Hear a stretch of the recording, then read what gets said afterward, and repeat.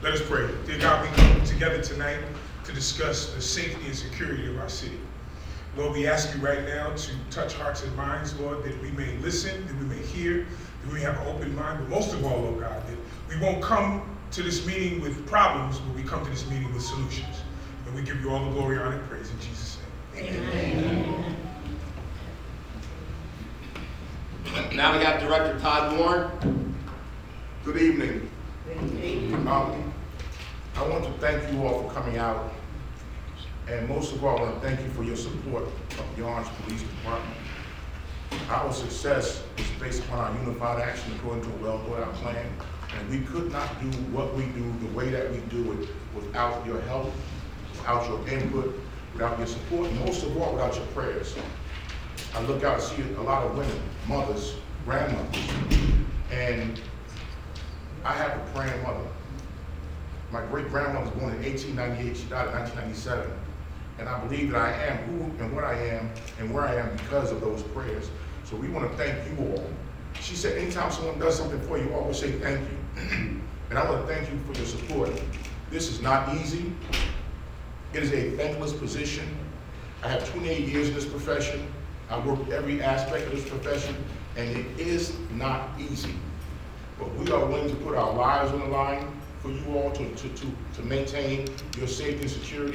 We are ready, willing, and able to do whatever we have to do to ensure your safety. But we can't do it without your help. We cannot do it without your support. And I want to thank my chief, Chief Vincent Vitiello. He and I have been friends for over 20 some odd years. 30. Yeah, but I'm younger than him. I remember at 6 o'clock in the morning, over 20 some odd years ago, I was going out for the SRT, the SWAT team, at 6 o'clock in the morning at Gold's Gym in Belleville, and he was there. And he trained me on SWAT operations and things of that nature. And we have had a great relationship even before I came here.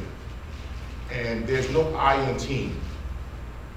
I cannot do what I do without him, without my command staff, Captain Cummins. And men get mad, but if you want something said, you call a man. You want something done, you call a woman.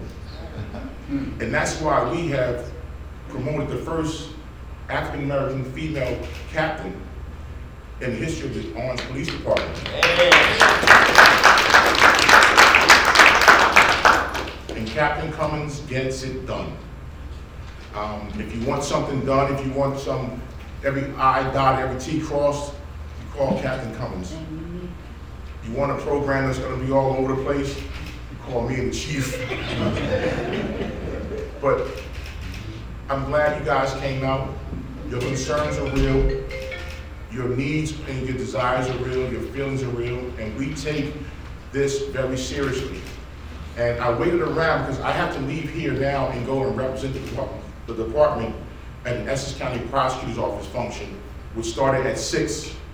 And the chief and the prosecutor called me and bullied me because I'm still here. But you guys are our priority. You guys are our responsibility. And I'll get there when I get there. But you guys matter. And I want to say thank you on behalf of the entire department, because this is important. Any concerns you have, we are here to develop a corrective action plan, and we will execute. You all know the anonymous tip line number. If you don't, Captain Cummins will give you the number. Yeah, we have cards outside for you guys. Okay, you can send a text message, a photo, and it's all anonymous. And my detective bureau, will get on it immediately. So again, I want to thank you guys, and I stayed around just to have a word or two with you guys, because you are what matters. You are who matters. And I'm going to go down to the prosecutor's office function and get beat up on a little bit, but it's okay because it was worth it.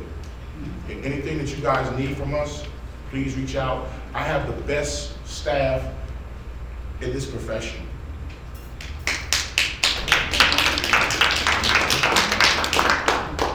I have the best. Lieutenant John, Greg Johnson, he's mean to me, but But guys, really, thank you so much, and please, whatever issues you have, we have someone here who will take it in writing, we will address it, and we're doing great things here at the Orange Police Department. December 21st, from 4 to 8. 4 to 7 p.m. It's supposed to be 4 to 7, but you know it's gonna be 4 to something. We have our annual toy drive. Right out here in the hallway, you can come and experience a winter wonderland. We service over 800 families every Christmas. We give out over 200 turkeys during Thanksgiving. Bring your grandchildren.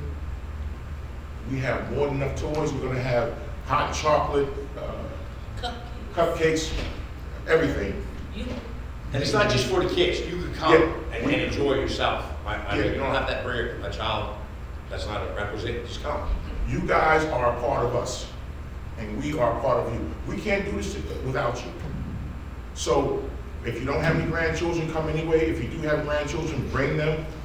It's my favorite time of the year, and I want to thank you guys. When I sit out here and look at you, I feel better about what I do, because this is a thankless position.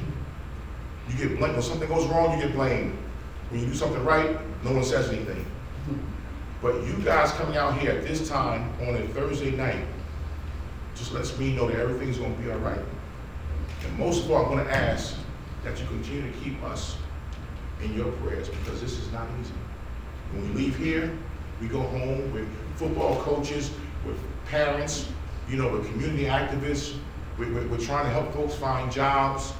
My reentry coordinator, Pastor Ferguson here, is working tirelessly around the clock to help those who are returning home from incarceration to obtain employment. And if we don't have a component in place to assist this target population, as creatures of habit, they're going to return to the same behavior. And someone told me early, when I first got here in 2012, that's a community affairs initiative. No, it's not. We talk about crime, talk about recidivism. That's a law enforcement initiative. So we're working hard. We've had parolee employment workshops, and the first one I had before Dr. Ferguson got here, we had about 30 or 40 parolees there, and it felt so good to hear the employers, can you start today?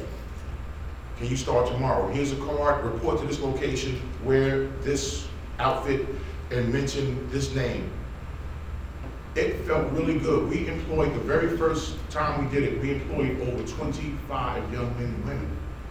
And it may sound like nothing to some people, but you have 25 folks returning from incarceration who obtained employment, getting their dignity back, rebuilding their family, their relationships with their children. Now their father, the children can say, well, that's my dad. He works at Wakefern or White Rose. They can feel good about their parents. And the sad reality is, it wasn't an initiative that was supported by everyone. But I've been doing this for 28 years. I worked every aspect of this profession, and I know that reentry is important. And if we don't have a component in place to assist them, to making a smooth transition back into society, they're gonna snatch your bags, they're gonna rob your houses. So with that, I thank Pastor Ferguson for all of his efforts. I thank Chief Villiello for always being supportive. He's hard to deal with sometimes. He's mean to me, he's verbally abusive, he picks on me, and he calls my mother, and he lies on me a lot too. No. His mom actually calls me when he misbehaves. See, exactly, my point exactly. But you know what, it's your shoulders that we're standing on. It's your shoulders that we are standing on. And I thank you, I appreciate you. If no one's told you today, let me be the first to tell you I love you and I appreciate you. God bless you. Thank you so much, guys. Thank you.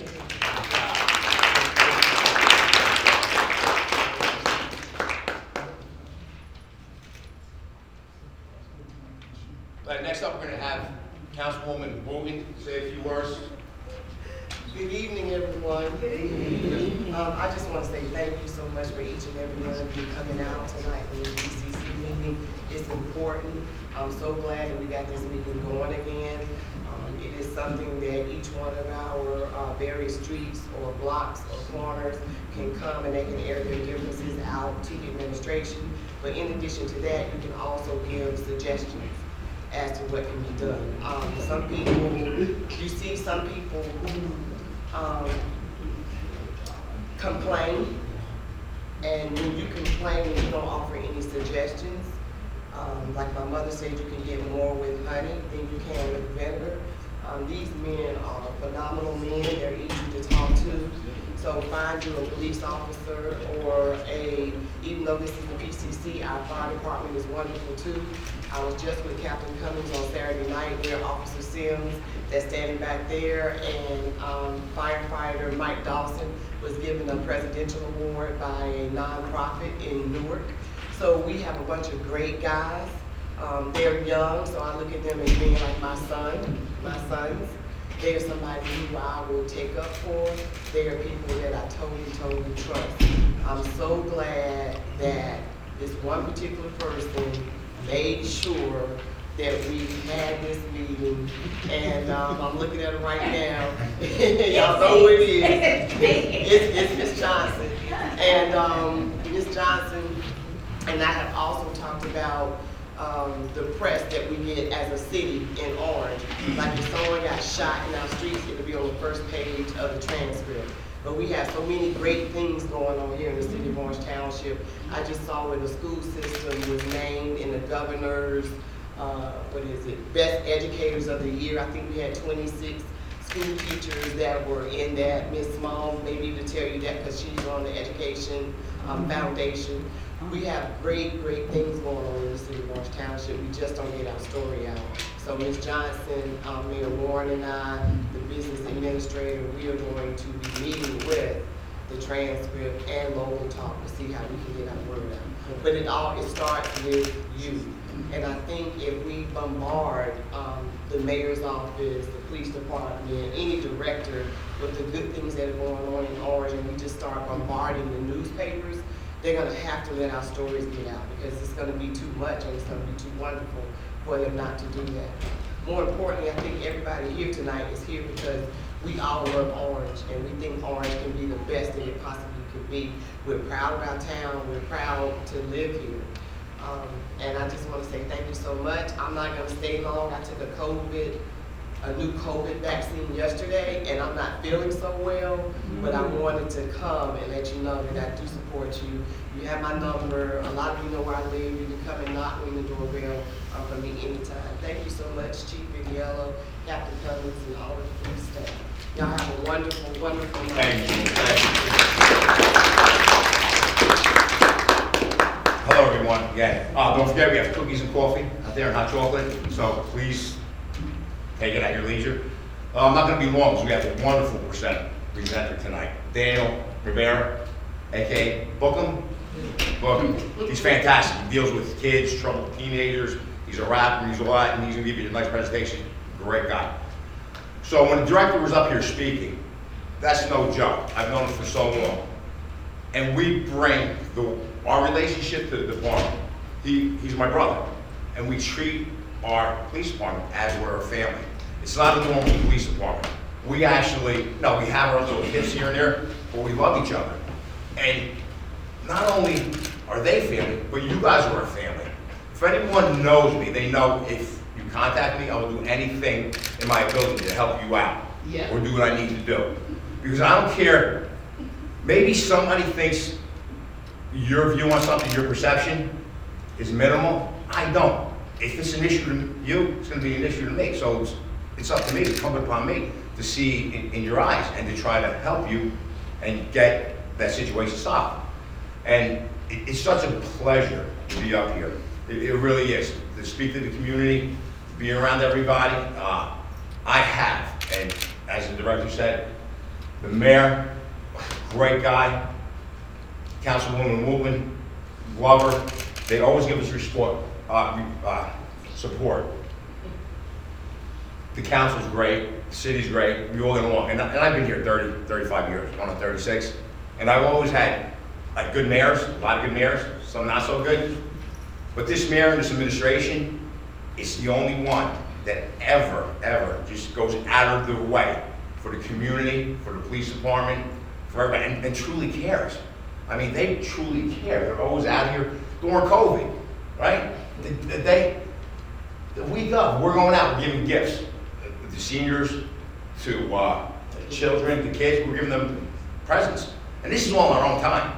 Like this stuff we're doing, this isn't like, I did my 10 hours tonight. This is because we love this. We love doing this. And I got the best staff ever. Captain Cummins, Captain Mooney, Lieutenant Johnson, little Mike over there. Mike, say hi. Hi, little Mike over there. Got Skolsky, Sims right over there. I don't know where Lieutenant Stefanelli is, but we have such a great staff, and they really care. And if they don't, if you have any issues, I want to know about that too. Because I want to make everyone comfortable, and I just want to make everybody know that we care about each and every one of you. And that's a fact. So with that said, thank you for coming. I appreciate it. Make sure you eat those cookies and that coffee because, you know what, I'm trying to stay in shape. So I'll go bigger. So with that being said, Captain Cummins, you want to say a few words? Yes. So I'm definitely not going to be before you long. Thank you so much for everybody who came out. And we are under the leadership of Director Todd Foreman. She sits in Yellow. And without them, we could not do a lot of the things that we're doing. I find that since I took over community service, our command staff, every event, every thing that I come to them for, they all participate. They lend me their manpower to make sure these things happen. Again, Ms. Johnson, thank you. She stayed on us about that PCC meeting and we made it happen, right? So this is the second PCC meeting for 2023 and it's the final one. We already have a schedule quarterly for 2024. You don't have to call or confirm. Those dates have been approved by the chief already. So we have flyers outside. If you want to take a flyer, you can keep with you and you'll be aware of the dates for next year. I'm going to go ahead and let us start on 14. Wait, Ms. Johnson, do we want to have her come up and speak? Say a couple words? I was going to say more. No, I'm just saying for 2024 is the next forward. March 14. No, I wasn't saying the next one. I was just saying 2024, but you can say that. Okay. Good evening, everyone. Thank you so much for being here this evening. I tell you, it has been a project to get this back on the road. We had a PCC some time ago, and as a result of retirements and COVID, that was the big thing. Things kind of went by the wayside. But I have communicated with our mayor, our director, police director, everybody who will listen. I have communicated with, trying to get this back on the road. And I ask you to please pass the word to your neighbors and your friends. This is Orange. This is our country. This is our home. And we want it to be A+ in every way. And communication is so important in every aspect. When we communicate, we understand one another. We understand what's going through the minds and hearts. And Orange is a place where I was born in Orange, so my roots are very deep. My mother and all of her siblings went through the Orange Public School District and graduated from Orange High School. My grandparents lived in Orange for years and years. And I have to share a story with you relevant to my grandfather. My grandfather loved Orange. They lived on Webster Place for many, many years. And he called Orange God's country. That was his expression for Orange. This was God's country. Well, at one point, my mother decided to buy a house in East Orange and take my grandparents with us. Oh, you're taking me out of God's country. You would have thought my mother was taking him to a different planet, really. He was so upset. And neither one of them, they did not drive. So for them, it was a long ways away because they'd have to go to Main Street to get the bus to come back to God's country. And he had many relatives and friends, plus their church was in Orange. He just was so upset that she was taking him out of God's country. Eventually, he came and he got over it. But it wasn't overnight. So that's the way I grew up. That Orange was a very special place. And, you know, I was principal in Orange at Park Avenue School for 10 years. So once again, I'm in Orange, and I love it. My current home, we've been there for 47 years. And every time I say something to my husband about downsizing, no, I don't think so. They're gonna take me out in the box. So that's his. Those are his feelings as well. So I guess we're here for a while longer, and it's just so heartwarming when you can get together and communicate, and everybody is, you know, amicable, and you know, like I said, with the director and the captain and everybody else that who I have had to. And I have to tell this story too. When I was the principal of Park Avenue School, there was the DARE program. I don't know how many of you are familiar with the DARE program. But every school was assigned an officer as their DARE officer. Well, my DARE officer was Officer Benny Moore. He was wonderful. He loved the children, they loved him, and anything he could do to support us, he did. For instance, when my students, my sixth graders, were going to Florida for a field trip over, I think they'd stayed 3 days, 3 or 4 days. And we did not have any fathers going or any males going. And Officer Moore said, I'm gonna take a personal day and I will go. And he did. That was on him. 1 year for graduation, sixth grade graduation, didn't have a music teacher. Officer Moore was most competent on the keyboard. I'll do it for you. I'll be the music teacher. He was fabulous. And every school had an assignment, but I can talk up front about my experience. So my relationship with the police department has just, at Park Avenue has been rebuilt after I retired. But before I retired, Park Avenue School was the oldest school in Orange, 1890 it was built. And we did not have an auditorium. We did not have a real gymnasium. We did not have a real cafeteria. We had an all-purpose room, which served all purposes. But we did not have a real auditorium. So if there was a big presentation, we had to go to Orange Middle School because they had an auditorium. And we had to walk, the whole school walked. The police department, they were with us all the way. Motorcycles, bicycles, walking. and you know how people in the traffic felt. What is this? But they stuck with us, would walk us, escort us all the way, and stay there till it was time for us to come back and escort us back. So I say that to say the police department in Orange, I love the detectives, I love because they have been so supportive in so many ways.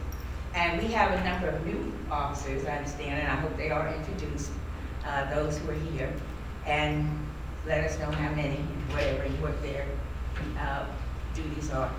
But I, again, thank each and every one of you. And March 14th is our next meeting, 7 p.m. And so I hope you will encourage your neighbors and friends to come on and join in and just build this, and we'll carry on. Have a good day. Just before we start the presentation, I just want to say a special thank you to you, Ms. Johnson, because everything you always call, you say whatever you can do, and she does it. She doesn't just talk about it, she does it. She brings the decorations. We didn't have napkins out there, and I see you with the napkins. You always do it for us, the last PCC meeting, so we appreciate it. But one thing I'm gonna tell you, and you might be a little upset about, if you go to Park Avenue for a presentation today, when I tell you it's like being at the Tyler Perry School. Our presentations are the best at Park Avenue School. It's like a theater, right? Beautiful, so no more walking, they stay right there. Okay? And I'm glad I'm living to see it. Yes, it's beautiful. So without further ado, you can come up, speak, introduce, and you take it over. Thank you. Good evening, everybody. How you doing today? I just want to say I've been impacted already I just got here, but before I start, I'm going to introduce myself very briefly, because it's not about me, it's about everyone here this evening in the city of Orange. I want to thank the chief, I want to thank Captain Cummings, Captain Mooney, Lieutenant Johnson, and my brother over there, Sims. He's trying to hide. Sims is very low key, but I'm blessed and honored to be here today. Sometimes I can't forget Skolsky, man. Skolsky was helping me get my stuff together when I got here today. But I want to say, sometimes I get emotional because I'm very passionate about what I do, and I feel that I'm on a mission by God. And God put me on this mission in 2008. I got in law enforcement in 2006. I'm a Hudson County Sheriff Officer. I'm in the Patrol Division. But outside of being an officer, I'm a father. I have 3 daughters. Pray for me. I got a wife, so I'm in a house full of women. Which is a blessing, you know what I'm saying, in itself. And I'm also a rapper. I do rap music, I do community outreach. What you see on my shirt and what you see on the screen is my nonprofit called the Bridges Project, which was established in 2015. And I started it because I saw there was a need in my community. I'm from Hudson County, very similar demographic, right? Very similar in diversity. And I saw a need in my community.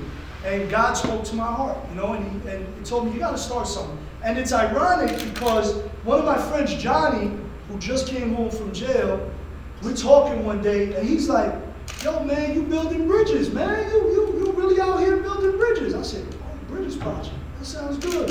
So I took it and ran with it. He gets no credit, though. I told him he gets no credit for the name. He gets no credit for the name. But I just want to say I was blessed. I was listening over there. The director said some wonderful things about safety. The safety of the community, which is something I'm going to go over in the PowerPoint presentation. But also, Ms. Johnson said something that was very, very powerful up here. She mentioned the word communication. And communication, ironic as it may seem, that word is also in the word community, right? So we know communication and unity combine to make community. And it's very important that we're here tonight in unison, right? Supporting each other. And the seed that was planted by Officer Moore. Am I correct, Ms. Johnson? Many years ago, he was her dare officer. I had a dare officer as well. And I remember my dare officer, Janikowski was his name. And those seeds were planted at a very young age in my life. And Ms. Moore is here today, 2023, still talking about that interaction. So that shows you that there is hope. When I look into the pews today, I was standing over there, I'm watching, I'm thinking, and I'm like, you know what? I see hope. When I look in these pews right now, I see hope. The reason I say that, I see an elderly population. And a lot of times, unfortunately, the elderly population is forgotten, right? Some people say, oh, it's about a younger generation. But I'm a firm believer that the elderly population bears this wisdom that we need to give these young kids out here. You know, there's conversations that I just had a week ago with an elderly woman in my community. Her name is Josephine, Puerto Rican woman. Very quiet. They were doing bingo night, so they invited me over there. And I'm over there talking to them, and I'm mingling with them. And I see this, this little elderly woman sitting there, and she's really not talking. So I go up to her, I engage her in conversation, and she tells me I'm Puerto Rican as well. She couldn't stop talking. But she gave me so much knowledge and love and respect. And it's just a blessing because you guys are a key component to community. There's so much we could learn. Because guess what? These kids say, yo, excuse my slang, but these kids say, yo, we outside? No, you guys were really outside. You really had to struggle. You really had to go out there and get it. Am I right? I mean, a lot of us come from similar generation where we didn't have social media. My kids want to be on the tablet all day. I have to stop them from doing that. I got to tell them, no, you got to be social. You got to go outside and enjoy your community. You know what I'm saying? So, without further ado, thank you for your time this evening. I'm very grateful to be here. I want to say, listen, you got a gem right here, my boy Sims. Sims is an amazing individual. I've had the pleasure of communicating with him throughout this whole process, and Captain Cummings plays no games. She was hitting me up, make sure you on point, make sure, hey, you got to do it, send me this, and I'm like, okay, Cap. But I appreciate that, but that shows me that they care. The reason I would say that, and I'm not here to be toxic or speak about any other departments, but I've been around for 18 years. I've seen a lot of departments, and I can tell that they truly care. I can tell that they're putting in their boots to the ground, right? Boots to the ground, Ms. Johnson, you said she's not only walking it, she's not only talking it, she's walking it, bringing things here to make the meeting better. But that's a breath of fresh air. To me, that's a breath of fresh air. Because there's departments that won't have me because they say, well, there's no need for it. There's a need for positivity and unity and communication, like Ms. Johnson said. There's always going to be a need for that. And that's the only way we're going to build a bridge and understand each other and build trust. All right, so without further ado, the power of community. Before I go forward, I want to ask somebody. Please raise your hand. What does community mean to you? What does the word community mean to you? Don't be shy. People who are living together. Good, absolutely, togetherness, right? Let's go, Stolsky. Thank you, sir. Thank you so much. All right, what is community? One more time, please. A group of people living in the same place or having a characteristic in common, right? Characteristics is a very broad term, right? We could look alike, we could speak alike, same language, we could share the same religion, we could share the same beliefs. Whatever it is, that's a community. Law enforcement, we say it's a community of law enforcement officers, right? We use that term sometimes. It's a community of law enforcement officers. It's a group of individuals that are in a community. And I highlight those because those words mean something, right? Group, together, living. A group is alive. A group is not dead. A group is alive. The body is made up of a tremendous amount of cells. Your body functions because of a tremendous amount of cells and work that goes on in your body. Therefore, we are a living body, right? I know there's some people here. I'm Christian. I'm gonna say it. You know, I go to church. I should go more. I'll be honest with you, but I know. I'll be honest with you. But I am a believer in God, and I'm not ashamed to say that. But we all know in church they tell us that the body of Christ, right? It has to move in unison. It has to move together. A group, the community in church. Okay. In a thriving community, there is safety, right? Which the director mentioned earlier, which is like confirmation to what's going on here today, and trust. Later on, we're going to talk about trust is like a bank. Lieutenant Johnson, right? He works narcotics. I was talking to him outside, and I was talking to him. Now, anybody that you just meet, you don't just trust them right away. You might trust me because I'm a brother in blue, but then we have to spend time. And what I tell these kids is, what I tell everybody is, how do you spell love? How do you spell love? No, that's the right way, but how do you think love is spelled? Time, T-I-M-E. Can I tell you I love you and never spend time with you? Can I tell you, I could say the word, I love you. I could say it, right? I love you, but guess what? I got 3 daughters. And I'm pretty sure if I tell my daughters I love them, but I spend no time, I don't go to their soccer games, I don't show up to their dance recitals, I don't go to their after-school programs or back-to-school night, do you think that they're really going to believe that I love them? No. It takes time. Time is also trust. That's how you build trust. I got to spend time with you. Orange PD, right now, what they're doing is spending time, giving their time, right? And you guys, most importantly, the community is coming out here and giving your time. That's love for your community. That's how you spell love. People say, I hear all these young kids, and once again, excuse my slang, but I hear all these young kids, and I deal with a lot of kids with behavioral issues, right? I go to these schools, and a lot of these kids, people have given up on. And you know what the first thing they tell me is? I give them a cue card, and I say, write down something without putting your name in it that's been traumatic that happened in your life. You know what a lot of these kids say? My father wasn't there for me. My mother was on drugs. My family abandoned me. I have no support. It all comes from trauma, from lack of love, lack of time. And that's the most important. And that's how you build trust. All right? I'm sorry, 1 second. Be able to trust those around them, even if they don't know them personally, feel safe both physically and psychologically. Right? It goes back to law enforcement, first responders. You might not know us personally, but go back to Ms. Johnson. Mr. Moore planted the seed for her to trust other officers, even though she doesn't know them personally. Am I right, Ms. Johnson? No, Now, let me ask you a question. If Mr. Moore was a terrible cop and he mistreated her as a child, do you think she would be here tonight? Do you think her perspective on law enforcement and community would be the same if at the inception of her educational career it was turbulent?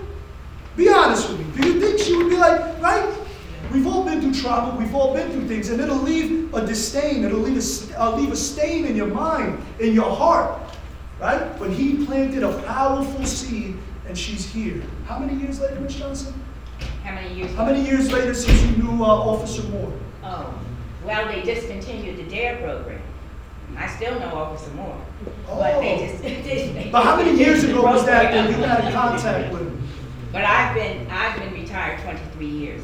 Okay, so 23 years, right? So this is how long it can last, okay? Planting a seed.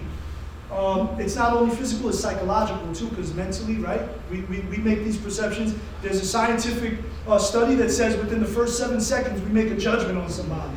We know whether we like them or not, right? You know, you guys probably saw me walking here. Who the hell is the poor nigga guy walking here? Right? But you know, I'm saying, but you know, that's how it is. I'm joking. All right, next, thank you, man. All right, hold on a second. All right, so, my bad, 1 second. Thank you, man.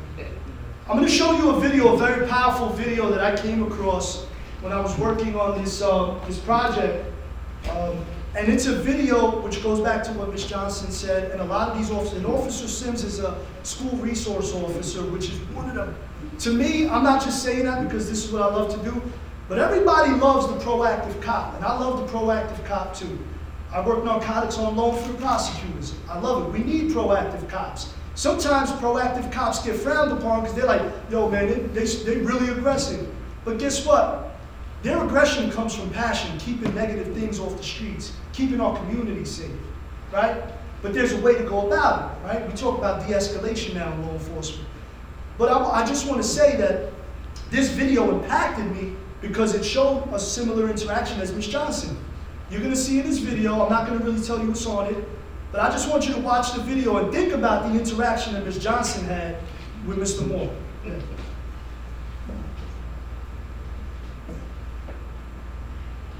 In a world where everything can change in an instant, one man just...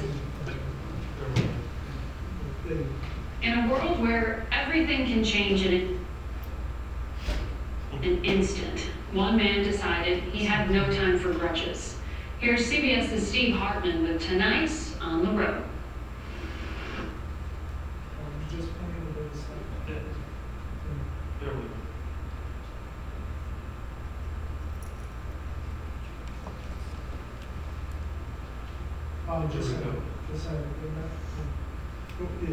In a world where everything can change in an instant, one man decided he had no time for grudges. Here's CBS's Steve Hartman with Tonight's On the Road. Who could play Jalen?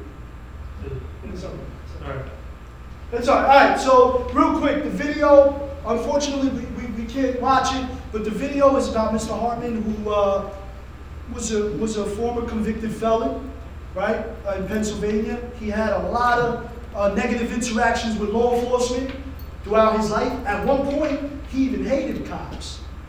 But there's an irony behind this story because there was a white officer who was involved in a serious motor vehicle accident, and he was trapped inside his vehicle.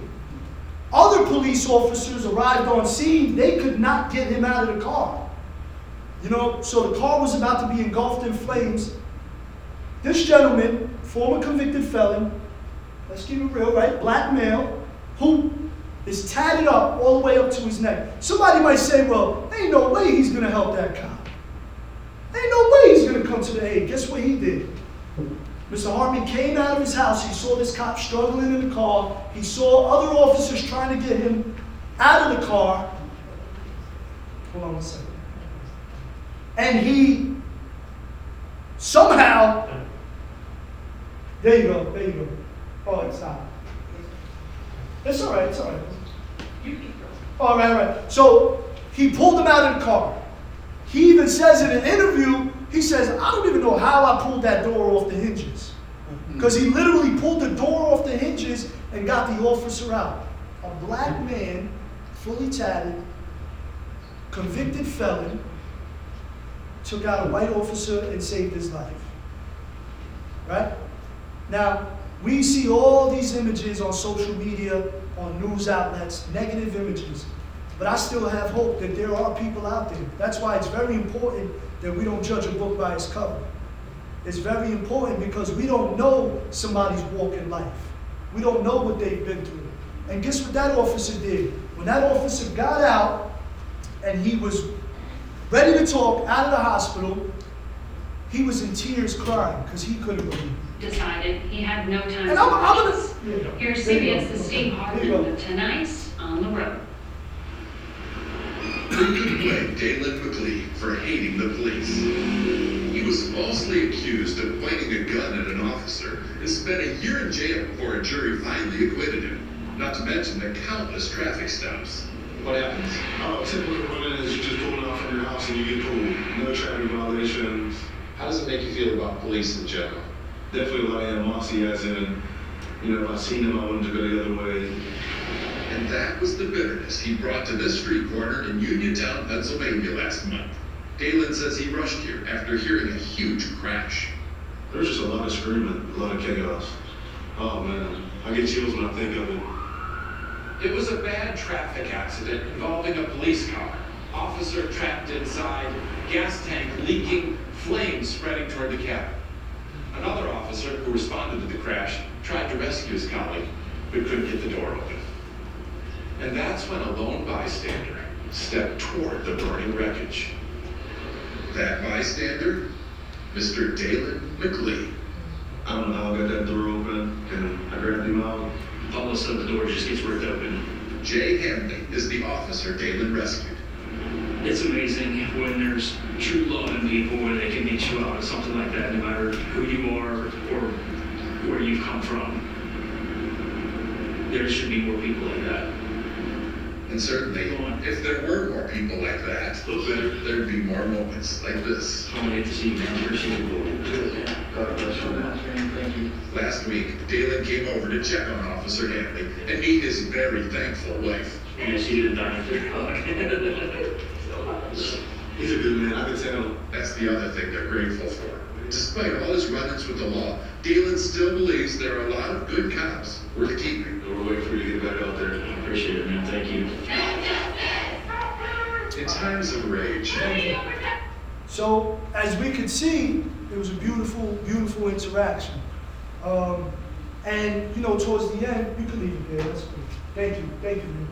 As we can see, you heard what the news reporter said, numerous encounters with law enforcement. But I'm going to dare to say, and I say this boldly because I know, because I worked in criminal court, and it's unfortunately, I'm Puerto Rican, I've seen a lot of young minority kids of all colors, races, ethnicities, backgrounds, come into court and face extreme criminal charges.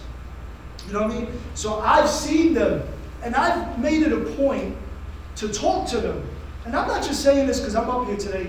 I mean this. I used to get ridiculed by other cops, and I'm keeping it fully transparent. Not like to my face on aggressive or like, but they would make comments, and we all know in the law enforcement field, they joke, right? But there's some connotation behind it when they joke. So they would say like, oh man, you want to be like them? You always chopping it up with them. You always talking to them.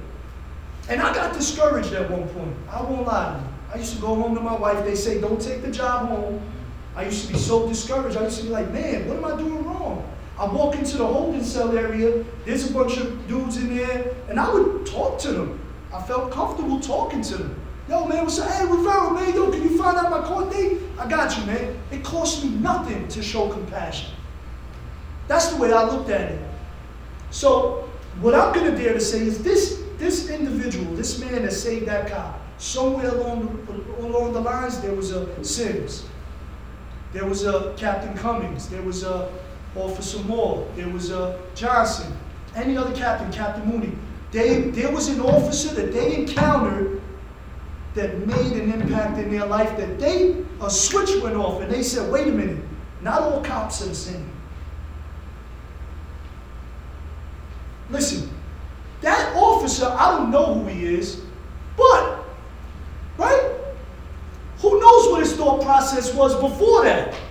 We don't know, right? But that account is so beautiful because I'm just an assumption. I don't know the whole story, but you can see the love. They're checking on each other now, even after he's out of the hospital. You see what I'm saying? What happens when you build trust, love, and compassion? That is a powerful thing, and that is community. When somebody else that doesn't know you, just because you're part of that community, they don't look at your skin color, they don't look at the badge on your chest, they don't look at your circumstances, they say, no. Miss Johnson is part of my community. I'm going to help her out. That's what community is about. Trust is a bank. I said it before, you can only withdraw when you deposit. So I'll use Officer Sims as an example. He's in the schools. He's working with the kids. He's depositing. Right? Can we go to a bank? I mean, my account been on negative a few times and throughout my life. Trying to make withdrawal, I get embarrassed. Like, yo. But I want to say, when you leave deposits in people, right? There might come a day that Sims, and I pray that God always protects him, that one day he may have to act. Or there might be some police action that he may have to take, right? And I'm going to dare to say that the community will stand up and be like, whoa. Somebody must have did something to Sims because Sims ain't like that, right? I've had it. Lieutenant, have you seen it? When they're like, oh, no, that's my guy. Yo, no, leave him. If somebody's being volatile with an officer on scene, it happens more now than ever, right? Somebody, and it happened to me. A kid came up, yo, that's Booker, man. That's what they call me, Booker. Yo, that's Booker. Yo, man, chill out. That's Booker, man. He cool. He's one of the cool ones, man. I take pride in that. When I pray I live a long time. I'm 41 years old. I'm going to be 42. When I die, I want the community to show up.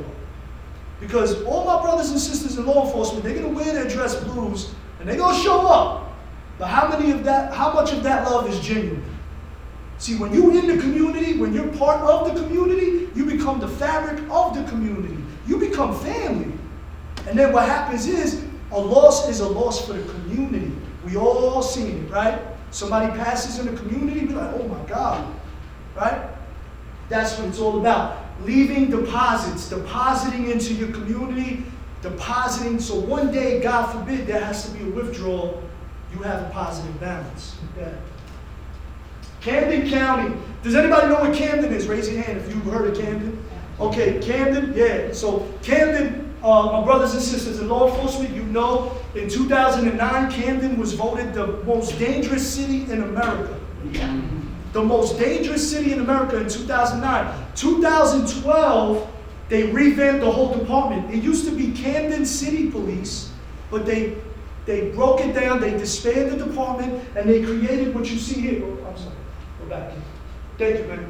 They created the Camden County Police. And what they started a community policing initiative where they started a boots to the ground initiative, having officers in full uniform going door to door and building relationships with the community. At first, the community was like, what the hell? They didn't want to open the door, right? Like, who's officers knocking on my door, you know? But through time, going back to time, now fast forward, 2012 that started happening. Obviously the change doesn't happen overnight. 2020, we all know what happened, right? George Floyd. Now Camden County Police started marching with the community in unison. And let's keep it real, they caught some flack for that. You know, some law enforcement departments across the nation, and people felt very strongly about that. But by them doing that, thank you, man. By them doing those simple things, being part of the community, not apart from the community, at the end of last year, this is a new study that just came out in 2023. Violent crime has been reduced by 44%, almost half. Homicides had come down approximately 60%, 3/4 from the previous 10 years. Additionally, the city has seen a 62% decrease in shootings since 2012. That's more than half. Now, we know that Orange Township is 2.2 square miles, correct? Now, There's some violence that occurs here. It happens in every community. I'm originally from Jersey City, Bayonne. Bayonne is approximately 3 square miles, but there's violence that happens everywhere. But I believe that the relationship that Captain Cummings, what she's creating here, the relationship that she's building with the community is relieving some of that violence that we see. Am I right? Has there been a downtick? I don't know. I'm just assuming. But the police department as a whole has been a decrease in the crime. exactly. And Captain Cummings, we had a conversation, and she told me, she said, yeah, we really have a good relationship with our community. Some departments, I'll be real. I work patrol, county. I'm in different cities. I work nights. I work from 6 p.m. to 6 a.m. Sometimes I'm in North Bergen. Sometimes I'm in Jersey City. There's officers that won't get out to talk to their people in their community. They don't even know them. To me, that's disturbing. To me, that's really disturbing. I guess I got an old soul when it comes to law enforcement because I hop out on people. I hop out. Some people are like, what the heck? I jump out. I say, what's up? You know, that's just how I am all the time. But I'm comfortable going anywhere. I could go to Jersey City. I could go with my family. I feel comfortable because I feel like I'm part of the community. I don't feel like a stranger in the whole community I serve. So that's very important that we do that. Because in law enforcement, we have a saying, protect and serve, right? But we have to remember the serve part. Serving is giving of yourself unselfishly. And you as civilians as well have to serve your community. We can't keep things quiet.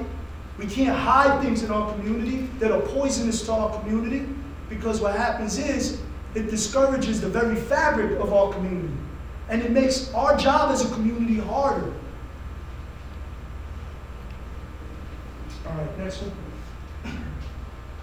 All right, this is a Camden County video. I want you guys to watch it. Very powerful. Do we have lights?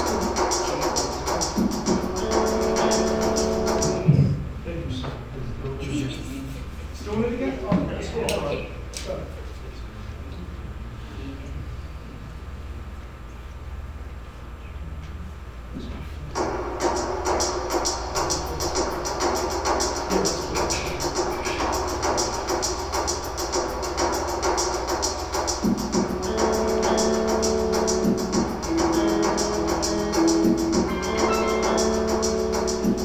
Changing the culture is really the shift from a warrior mentality to that of a guardian and a community builder.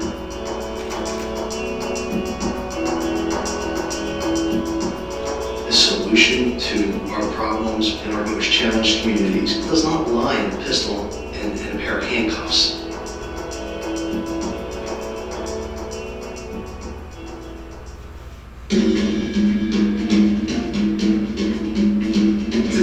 Camden story, you have to understand the people. Camden, yeah, we're tough people, we're strong. We present ourselves as being hard, but we're social people. I remember growing up in the early 70s, people walking out their houses to go to Campbell Soup, General Electric, RCA, men and women earning a living wage. We call this the city of gold, right next to Philly, 3 hours from New York. I've always loved Camden. It's our city. It was a beautiful place. And then they say Camden is the city that hope forgot. The poorest city in the nation and the most dangerous city all in the same place. We're 9 square miles, and at one point in time we had about 175 open air drug markets. Our per capita income is less than $13,000 a year here. Heroin, cocaine, marijuana, and some reports have become the economy. without that highway, suburbanites wouldn't come up here. They stop right here, turn right back around, go back on the highway. The opportunity for kids to see bodies in the street before school, after school, family members being the victim of violent crimes was the norm. In many neighborhoods, were left to almost to fend for themselves. Our kids couldn't even play outside. It was like as if the drug dealers had taken over. A mother had lost her son, and she challenged me as the police chief and said, "What are you doing to make sure sure that I don't have to bury my next son. That right there was the line in the sand moment for me.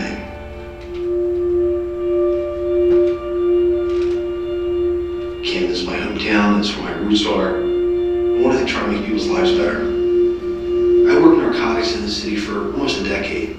I locked up drug dealers, I did a great job. But at no point in time did we ever ask the question, well, they're still out there selling drugs. What we're doing isn't working. Why are we continuing to do it? When are we going to change the metrics of success as a police department and as policing individuals? By the time I became the police chief in 2008, I was the 6th leader in 5 years. So I had seen an organization start to really devolve from the inside out. A negative culture had embedded itself, rooted in apathy, lethargy, and even corruption in some aspects. It had gotten to be a department where you could be the best cop in the world or the worst cop in the world. There wasn't a standard. I was committed to try something different, to do something that had never been done in New Jersey before.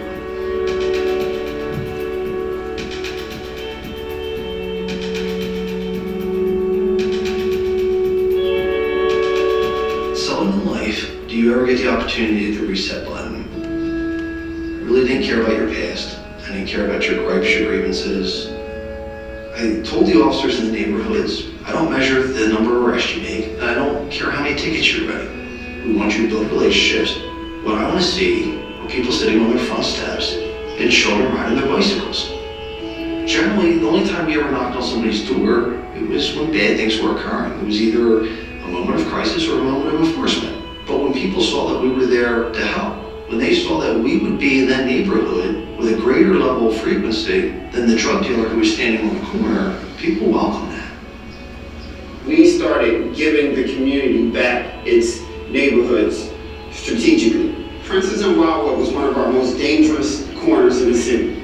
We made it one of our safest areas just by presence. Of course, we had to lock a couple people up, but once we did, we stayed there. Hello, how are you doing today, sir? And people actually were speaking to us, and I would ride around on the bike with the officers, and they would clap, give us standing ovations as we rode down their blocks. It was amazing. You were given an enormous amount of authority and power with that badge that sits upon your chest. You are the only entity of government that is authorized to utilize deadly force upon its citizenry. That is a tremendous amount of authority. And it's something that we have to ensure that when it comes to the time that we have to do that we have exhausted every other option.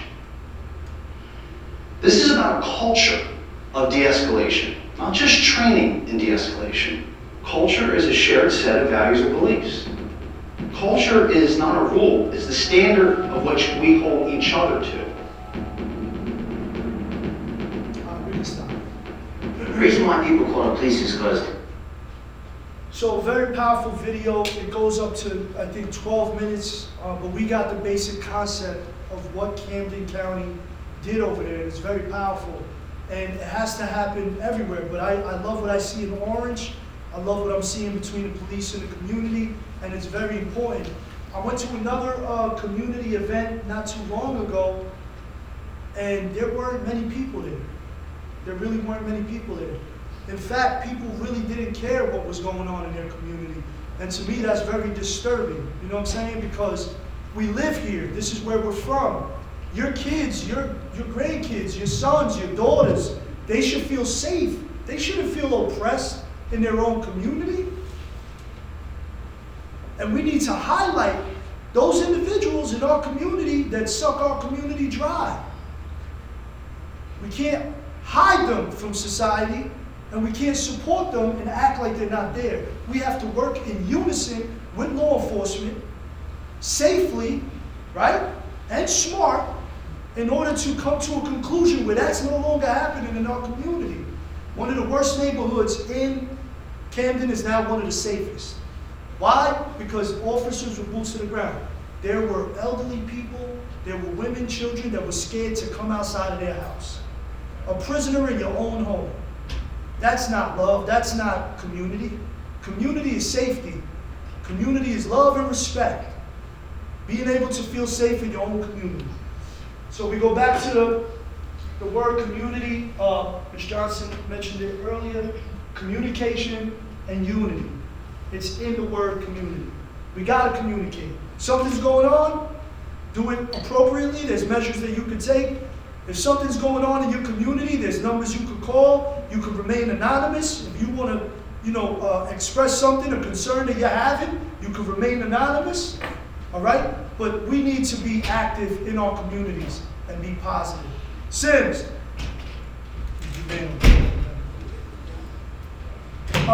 Listen, everyone, thank you for your time. I'm very grateful for your time. I just want to say, I'm going to leave my contact information up here, but I'm very grateful to Captain Cummings, for the chief, for Lieutenant Johnson, Captain Mooney, Mikey back there with the notebook, Skulky, who helped me out this whole time. It's all about teamwork. Chat with the camera guy, all right? And the young lady taking the pictures. You know, it's important that we all give recognition, and because they gave me the opportunity to be here. And I'm very grateful to be here. Not everybody does this. The chief gave me an opportunity to be here and speak to his community. Somebody that's out of the county. He could have been like, nah, man, you ain't one of my cops. You ain't one of the county guys. I got to stay in county. No, he gave me an opportunity. That shows me that he cares. I'm not saying that because he's here. It's just real. Am I right? They're gonna find a way to give you the resources if they really care. Some chiefs, they talk about it. I've been around them. Some administrators talk about it.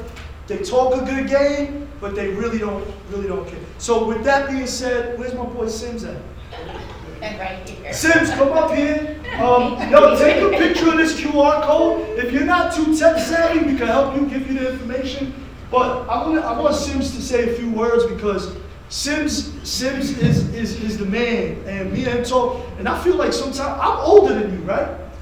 I'm older than Sims, but when I talk to Sims, I feel like I'm the young one. I mean, you know, he's real cool, calm, and collect. But don't misinterpret that for lack of passion. I know he has a passion for his community. We've had conversations this last week. He's hitting me up, making sure everything's squared away. So what I invite everyone here to do, and all of your family members, support Sims. Because Sims is going to be somebody that's going to be that officer more for your community and pouring into your community. All right, man. Hey, everybody. Great job. Yes, please do it again. Yes. Great leaders follow the will of the people.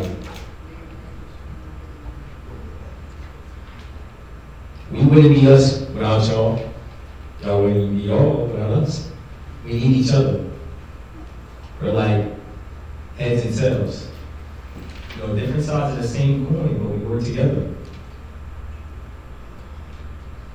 What would an officer be without the people to protect? Every day that I come to my job, I look at all the people that I interact with, whether I'm at the Wawa's getting myself a coffee, or whether I'm at the school with the kids. Each and every moment that I encounter somebody is a chance to change their perception on law enforcement. Either one of two things is going to happen. You're going to lift somebody up, or you're going to bring them down. You're going to be a part of the problem, or you're going to be a part of the solution. And I chose to be a part of the solution. And I'm forever choosing to be a part of the solution. And everybody that's here in this room is choosing to be a part of the solution. It's all love. So, I'm going to pass it back over to Danny. I know he got a little surprise for y'all. So, hold up, man, hold up. You didn't tell him that he's an amazing artist. He does music. Do they know that? No. Do they know that you're a rapper too? Come on, speak up. So he does music. And music is very important because music brings people together, right? It doesn't matter the age, the culture, the ethnicity. I was in the chief's office a couple months ago, me and Captain Cummings, and we were listening to hip hop. So music brings people together. So without further ado, we got a song together, and this song is called Up. Turn it up, turn it up.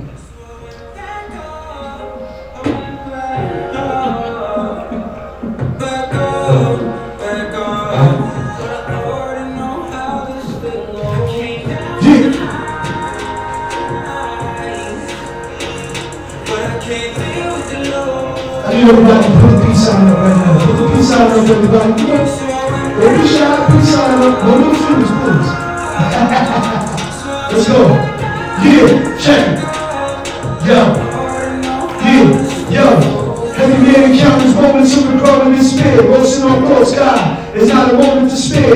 Angel and demon speaking loudly in both of my ears. I'm deep in prayer. Both gone, both to the dead. Yeah. I'm very close to before, but I forgot this. I was telling them, yo, listen, yo. I'm sorry about that, everybody. Normally I don't do this, yeah. Listen, I've been and almost lost my way. Bruised and bloody, but need more than cause and take. Going through life, yeah, I really lost my way. But I know that God's there and the cross to stay. I showed all the sins and all the people that's here. There's been many times I prayed and I shed some tears. Chapter Cummings and everybody here that appeared. This is us, 24, it's gonna be our year. So I'm freestyling off the top of the dome. See, I love my God every day. I give him my bones. I tell him I really love him, and I ain't never gonna stop it. Cause I know that this world we live in can be toxic. I messed up all that, everybody. Yeah, but I can't deal with the Lord. Yeah, so I went back. Yeah, check it. Back, yeah, check it. The metaphysical resemble the visual cues. It is critical with all of the mental abuse. Post on Instagram just so they can keep the views. Cynical, 1 + 1 is cynical 2. Forgot to let you pay attention to the math. You live in the future, need the present in the past. Not only speaking facts, by the yin or the yang, and now is the way, like the airbender and woke up. 1 + 1 is 2, right? Society says just confuse the rules, right? I ain't studying this in math, I'm keeping my tools tight. You and me equals me, so that's 3 sight. 1 + 1 is 2, right? Society says just confuse the rules, right? I ain't studying this in math, I'm keeping my tools tight. You and me equals me, so that's 3, don't lose sight. Greatest leaders, follow the will of the people. No matter sex, religion, color, we are all equal. Look, we need to do a sequel. We gonna fly real high in the sky like an eagle. Came down from the high. All right. Let's go. Hey, you know what's funny? I said, listen, man. This verse is new. This song is new. I got music on Spotify. Normally I don't mess up. Johnson was about to slap me. Johnson, he's like, yo, you're making us look bad, man. But listen, we all human beings, we all mess up, right? But I just wrote this verse not too long ago. Sins is amazing, and listen, I just want to tell you, please remember, unity, communication is the key for us to be in unison and be a part of the community. To my brothers and sisters in law enforcement, I encourage you, be a part of the community, not apart from the community. Thank you for your time, everybody. God bless.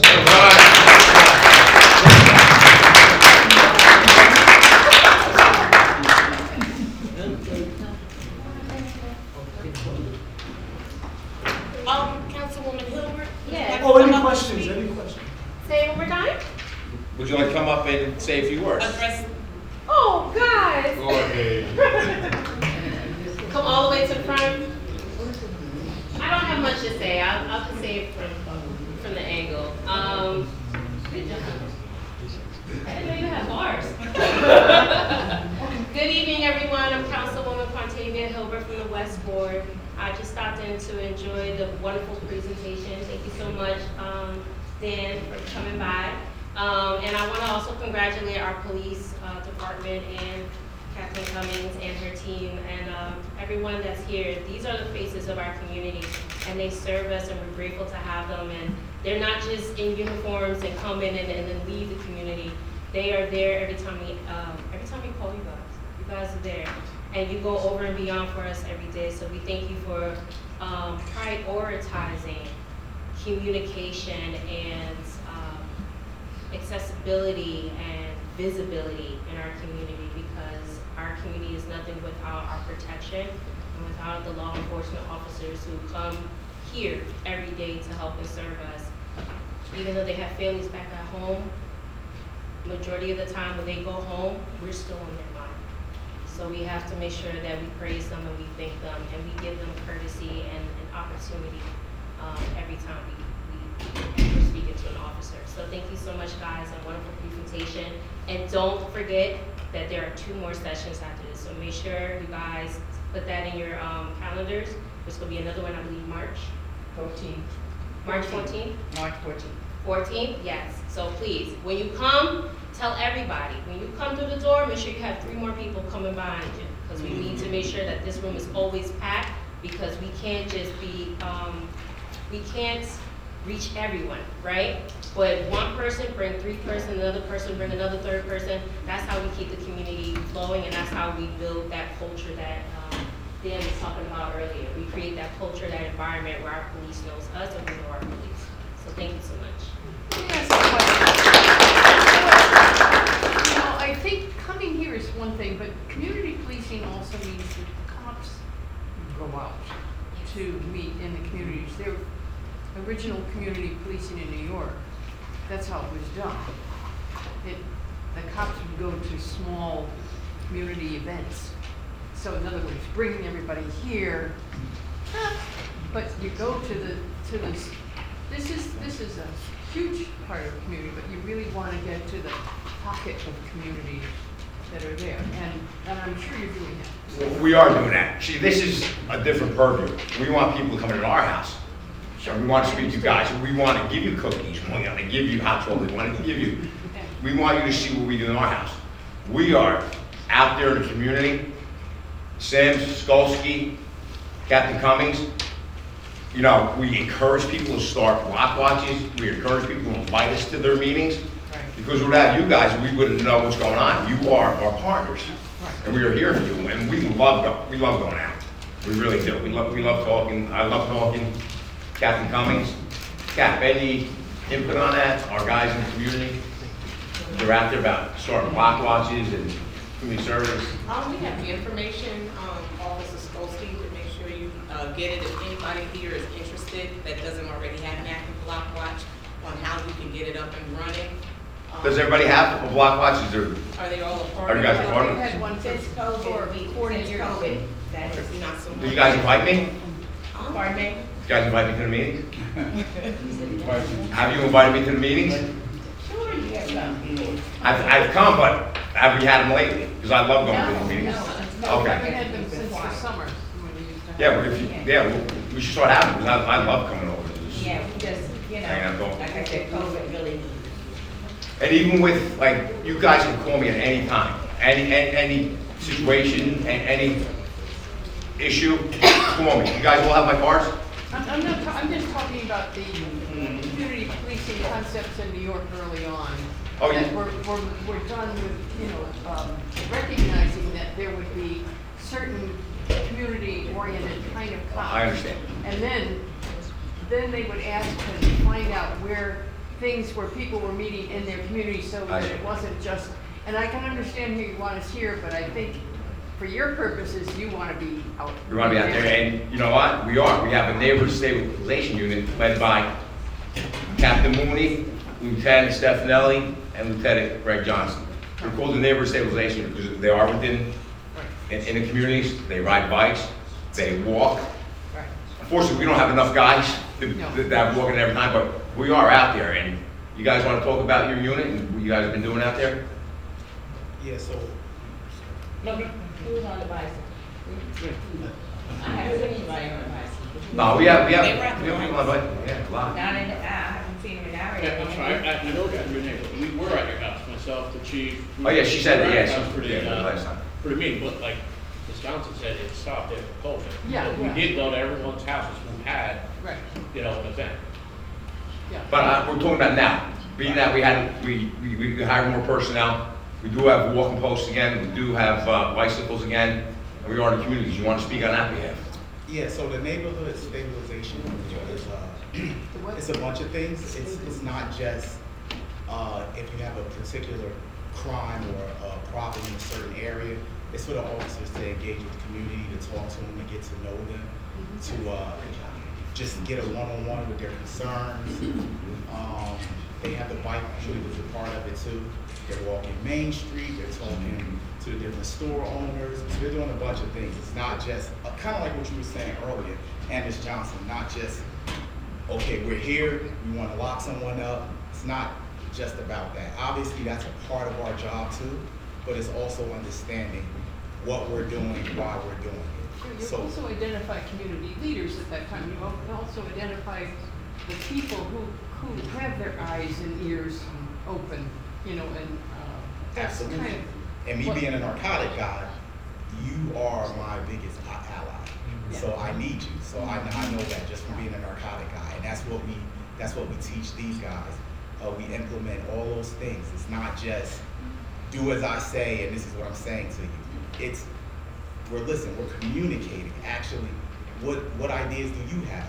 How can we address this a different way? So it's all those different things that we try to implement with the neighborhood stabilization. Well, I can honestly tell you, I noticed that you are parking cars in the area, and it has made a definite difference. Because I live in Seven Oaks, on the way to college, and I don't know what's going on with the college, but it's a whole different class of young folks that we think you notice now. And since the cars is more visible, you don't see them doing the things that they normally do, because, it's awfully dark. So I will take the credit for that with the neighborhood stabilization unit. That's just the culture that the chief wants to put out. Kind of like what Danny was saying about being police officers that actually get out of the car. I was trained by Captain Mooney right here, and that was one of the things, even if we're looking at officers to come in our unit, it's not just about how many people you lock up. It's how you engage with the community. But if how you call Orange Police, they're there before you take the phone. We have a very good police They're department. here. Awesome. I don't need one call, they're here. And that's due to the hiring. 6 years ago, we had 95 officers, we Yeah. have 151. So, we definitely have a lot of members. Yeah, the mayor and administration has given us everything we needed to do to provide safety for the community, and so we give it your best. And I was trained. Remember who remembers Don Lacker? Don Wachter, yeah. Well, Don. I was one of his disciples. I came on under him. I rode the bike for him. I did community service for him, and he's just a wonderful man. He initiated all these programs, not just in Orange, but on the state level. He was amazing. What happened to the motorcycles for the police? Oh, we sell motorcycles. All right, Yes. I want to see more. Please, let him buy us more. Right there, have her buy us some. Well, the administration buy us some. That's me. I don't believe it. A lot of your initiatives have already, like what we're talking about today, has already began. Like some of this came from you guys. Some people have said they want to see people on walking posts, initiated. Some people said they want to see more people at the schools. It's initiated. So this has already been feedback that we're getting about what's important to a lot of people. And I talked about, Captain Cummings and I have a good relationship to go back to when we were in the academy together. But like narcotics, we work in narcotics. But, nowadays, I put my narcotics guys in the schools to talk to young students. When Captain Cummings calls and says, I need a couple people, we send them. Most of my career, that would never happen. We would never send a narcotics guy to talk to young children because we felt like we were the enforcement people. But now, let them see them when they're young. Let's talk to them. Let's realize, yes, we have an enforcement job to do, but at the same time, these are the young students, can see them as different people. Our officers are parents, their brothers, their sisters, their children, their mothers, their fathers, so the children can recognize they're not just somebody coming to lock you up, and that's part of the job. There will be enforcement, it's gonna happen. But now they go to the school. We brought in our canine. It was not just gonna be a drug dog, it was gonna be a search and rescue. Alzheimer's patients that get lost, or children go in the park at night, get lost. Now we got a dog that can search and rescue. So thinking outside the box, and initiating things that we would never do started, in the last few years. And that comes from leadership and actually breaking the wheel a little bit. Not the same patterns we did over and over. Sometimes you gotta stop, you gotta listen to what people want and initiate it. That's a great point that Captain Mooney made. Without you guys, without your input, and we wouldn't be able to do what we do. And also, one more thing we have out there that's really good, we just started, and it was from the Attorney General. It's the Arrive program, where we have a mental health specialist running with specially trained officers in our cars from like 10 to 6, Monday through Fridays, because that's when they work with the counselors. But it's a great program. It's not only helping people with mental health issues, it can be addiction, it could be homelessness. They help with all these issues. And, it works. Sometimes we have to address what's causing people to behave the way they do. Because like my father said, I'm not gonna use the words that my father said. Okay. Bedford Side, Brooklyn. Wrong crowd. Yeah, you know what I mean? My father says, you see that, there's a thick Brooklyn accent. You see that junkie? You see that drug? You don't know what puts somebody in a position to be where they are. So everyone gets respect. You don't earn it. No, I don't see that earning. Everyone gets respect first until you take it away.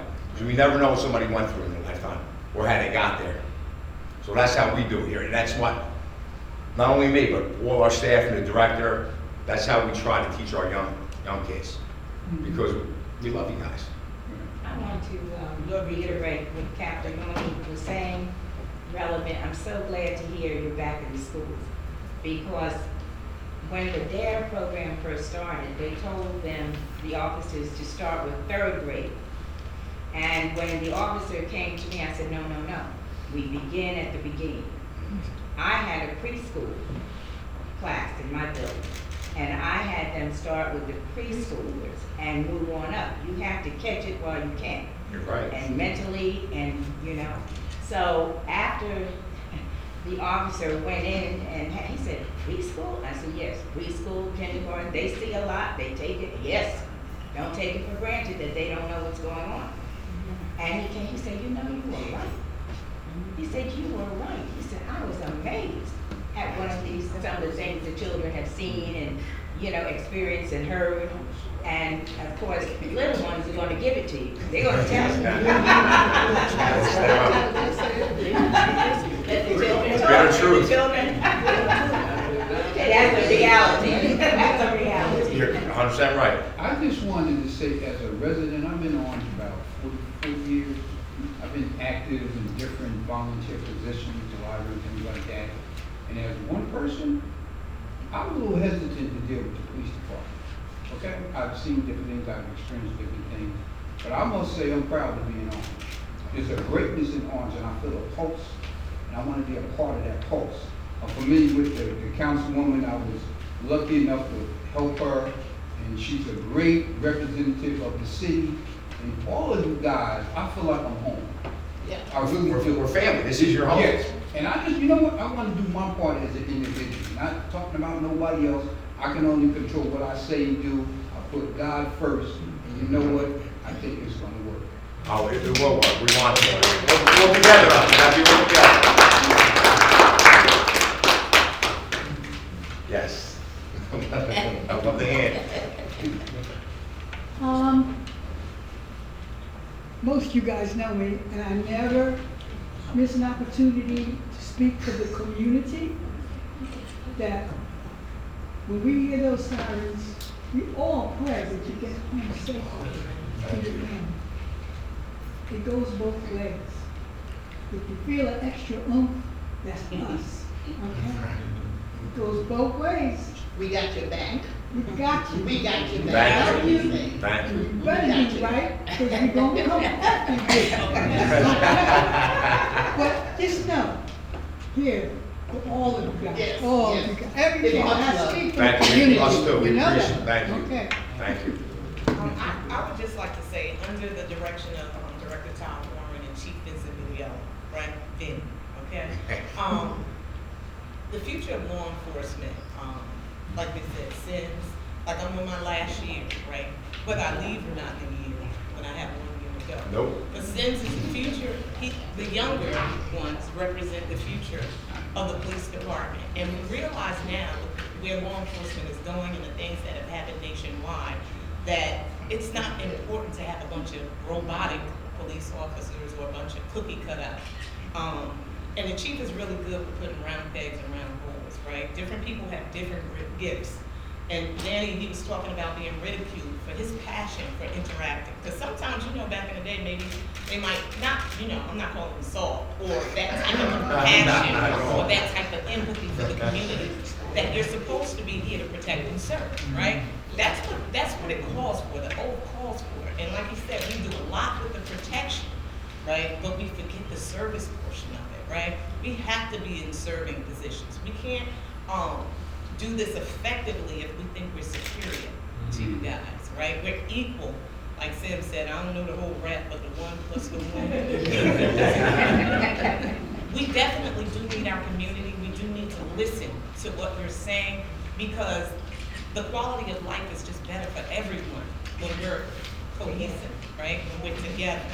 And so this is just the beginning. We will, like I said, the chief allowed me to just go ahead and schedule the meetings, right? And he approved the meetings. So we're trying to take the steps that are necessary to make sure that your questions are answered and that you know that we are here utilizing everything that we can do to be as transparent, right? And when Daniel said that I said we don't have, we have a cohesiveness, a lot of the things that you're seeing in media, social media, or on the news platforms, those issues are not happening here in Orange.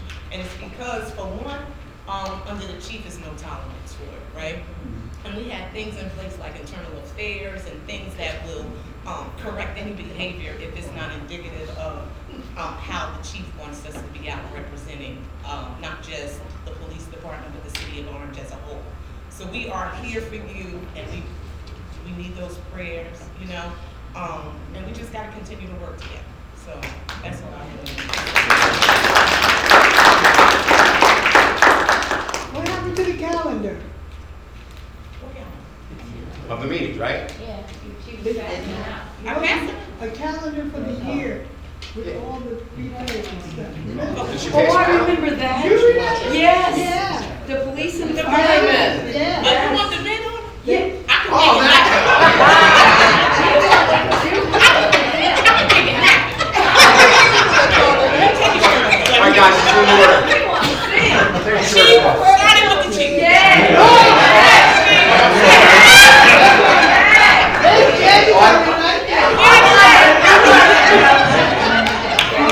If my wife is here, she slapped me.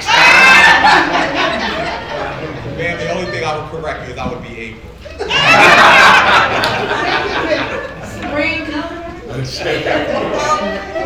For the presentation that took place, Dan, do you want to take any questions? Because I know you were saying questions before we introduce the council. Can I just piggyback on something you said, Captain, real quick, 2 seconds?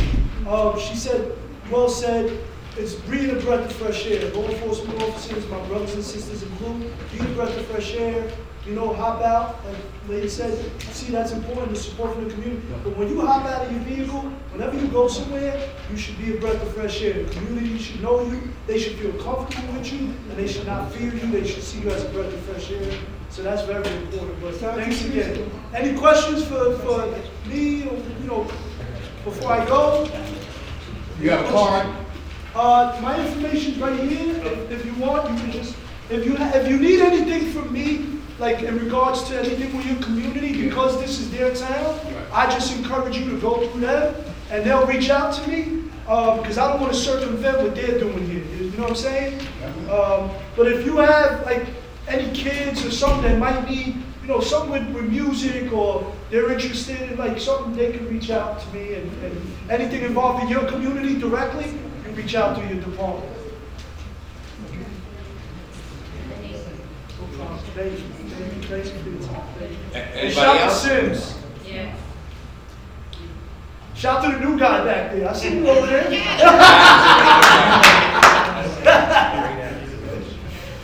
So Officer Sims, I don't know if you guys know, well, 2 people. Officer Skolsky, he's on our community service team, and the upcoming event that's gonna be here next week on Thursday, December 21st, when the director spoke of the Winter Wonderland, is something to come out and see. Okay.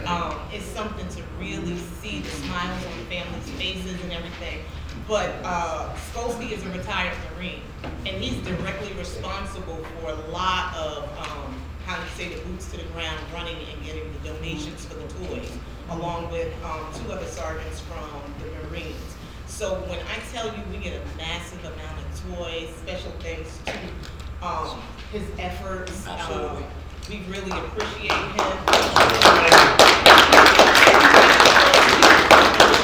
That you wanted to share with the residents. Ladies and gentlemen, my name is Officer Skolsky, as Captain stated. All right, so there's one thing going on right now that actual social media picked up. The news picked up a couple months ago. I don't know if you've seen it, but it's called bank jogging. Anybody heard of that? What? It's called bank jogging. So basically, there's actually a pamphlet out there if you want to grab it just to remember it. And it's a crime of opportunity, all right? All it is somebody's casing a specific bank. Throughout the day or whatever, they're passing by, they're looking at the young, the elderly. You go and make a deposit, you go make a withdrawal. Specifically, if they know that you're making a withdrawal, they'll follow you. They'll follow you to your house, they'll follow you to your car. You have to keep vigilant about it. If you go somewhere, make sure you have somebody with you. All right, especially now. All right. The other thing is, if you feel unsafe and you think something's about to happen, call us. We'd rather be a mistake than something actually happening to you. All right? Because that would be a detriment to the city. It'd be a detriment to you. It'll definitely impact us because we're here to protect you. All right? And like I said, there's a pamphlet real quick. I printed it out. It's up front. The other thing is, if you're warming up your car, I know it's cold. I know I'm guilty of it. Use a key fob. Don't leave your keys in it because that's a big crime of opportunity. Somebody's going to come up and yank that car. That has happened, I think, multiple times within the last 2-3 weeks. But orange is good, you'll get my car back. That's if it stays in the order. But here's the funny thing. We just stopped 2 car thefts last night. One in Wawa and one in McDonald's. We got them. But here's the thing, you have to understand, sometimes these crews are amazingly efficient. By the time we know about the car theft, it's either in Newark, getting put in a transporter, and going overseas. Because Newark lives up there, don't you know that? We chased them out. Where you think all the trouble is coming from? Yes. The other thing Good is, things come out of River City, let me just say that. and the last thing I'm going to say is this. If you do have to warm up your car, make sure you don't do it in your garage. Because carbon monoxide, it's a silent killer, as you all know. My wife always asks me to warm her up in the garage. Are you funny? I think my wife has the same thing with me. Question, can I ask a question? We did know Don Wamsher very well. In fact, my husband worked with him because he did. I remember coming to your house. Right. Yes. Can we have given you our emails. Can we get from you the folks that are the names of the titles and the names of the police department officials who are related to your community policing efforts? Absolutely. We'll get that out to you. Yeah. Okay. Yes. As a resource. Okay. Thank you. Did you guys put your email numbers on that sheet? We did. We apparently put them on. Yes. Yeah, so we'll send them out. You have our email. Okay. Absolutely. Send that. I think it would be, because we knew Don, and we knew everybody who, after that for a while. Elizabeth Jackson? Elizabeth Jackson. Yeah. Yeah. Oh, this is all thing. I would like to share with everybody one thing. Especially if you're like on the computer, you have to really, really watch them because they're using like IRS and stores that you might know, and they're asking for the so-called information and stuff. And if you open up those links, you're gonna have a problem. Gotta be So I just wanted to, for those who don't. Absolutely. I just wanted to bring that since he's. Yeah, what's even public service, Yeah, help and say that's all you something. have to do, is just open it up, and that's it. Just be wary. We've also had reports from Haywood Elementary School Silence, regarding, yeah. like the elderly or parents being notified that something's going on with their grandchild or something like that. If these people aren't speaking specifics in your child's name and different things like that, more than likely it's a fraud. So they're trying to get you baited and draw you in based off of they know you love these. They mimic your voice. Sometimes they know your child. They do, you know, they try to listen money off of you. Yeah. It happened to my wife, my stepson's in Florida, and they called the city was in jail. Yeah. So could you know, we need you to send some money. But with that, I would be remiss if I didn't mention Chappie and his assistant Micaiah. They're always here at our events, they're always, documenting, filming us, and they do a great job making us look good, so we appreciate you guys, thank you. How many of you guys got the notifications for the PCC meeting? Did you just raise your hands? I'm good. I got it twice. You got the notification. Either through your phone or text. Okay, perfect. But they didn't say PCC. Got it. That the director and the two of Chief, you Captain, were if I may. right? Yeah, put it up. Also- But it didn't say PCC. It just said immediately. See, next time we did put it out, PCC meeting. But they should say both, PCC and Yeah. what that stands for. We'll make sure it's out in that manner. I didn't get a email from them. I know it's not going to be done anyway, so I think. But how do we get the form? How do we get, I mean, I got that today, till next week, but how do? You didn't get it electronically. Chappie, how's that process work? Just when they have a form, they get. No, no, I know this is not for me. She never got a roll But he's call. trying to explain how to get it. Oh, I'm sorry. You get it by having your phone number or your email. You can get both ways. So where would they register? Where did they submit that? You can, I don't think they have a specific number. But I can make sure I get your number and I'll share it. You can get the call. Okay. Yeah, whoever didn't get that notification, you see Chappie, and they'll take your number and they'll get it out to you. Is that under Kim? Yes. Is it Yeah, Kim? that's official. Okay. I have Kim's number. Serious about that. He's an agent. Police and firemen, ladies. All right. I forgot to mention one more thing. We have social media presence. We have Facebook and Instagram. A lot of this stuff is actually getting posted there. So if for some reason you're not getting information, go on I'm Facebook. telling you as well. Or have somebody that knows something about it. Because you can go online and just have it on your phone and it'll come up randomly, all the notifications. There also should be on the city's website, I believe there's a link to our Facebook, and it should also populate on that website anything that's coming up. So when I post something online, like this meeting was posted today and a few days ago, it should have been on the website as well. If it's not, let us know, we'll try to figure it out. She's referring to the robocalls. And sometimes we'll get the same call, message over and over and over again. And then sometimes we'll get messages that are broken and you can't really understand what are they trying to say. And then other people do not get it at all. So that's what she's referring, she doesn't get it at all on the robocall, on the phone. I understand we have a public relations person on salary for the city. Do you coordinate your efforts with this person? Yeah, we do. Yes, we do. We do. Because I haven't seen anything. This meeting, you didn't see, this was on. Yeah, you're right, you brought it up to me last time too, like. Yeah, it was So, of on. course, I'm the one who gives them the The item. newspaper, if we have someone in charge of that, is there should be stuff going Well, I on. think the paper issue is an issue because I think they have to, I think they say about the people ask for money, and you pay for the services. And that's what. Well, the first one we had was in the paper, Yes. the September, but this one was not. And we give it out to the public. Well, Information officers. Councilwoman Wooten said that you guys are having Well- a meeting regarding and hopefully something good comes out of that. But the first meeting was in the paper. So, I was being on you all over the world. So far everything's posted, whether it's on the new billboard or Main Street. What about Main Street? No, on the new, I posted, me personally, posted on the new billboard on Main Street. The website. You mean the new bulletin board? Yes, ma'am. Orange.gov. But if you don't go to Main Street, you don't see it. Social media.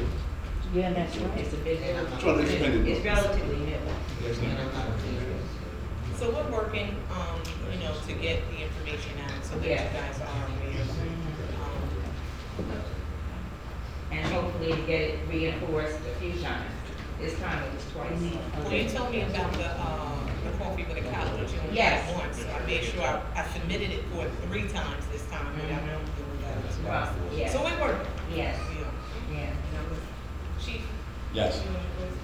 Yes, thank you again for coming. I appreciate it. I thoroughly and sincerely enjoy these meetings. I love hanging out with you guys.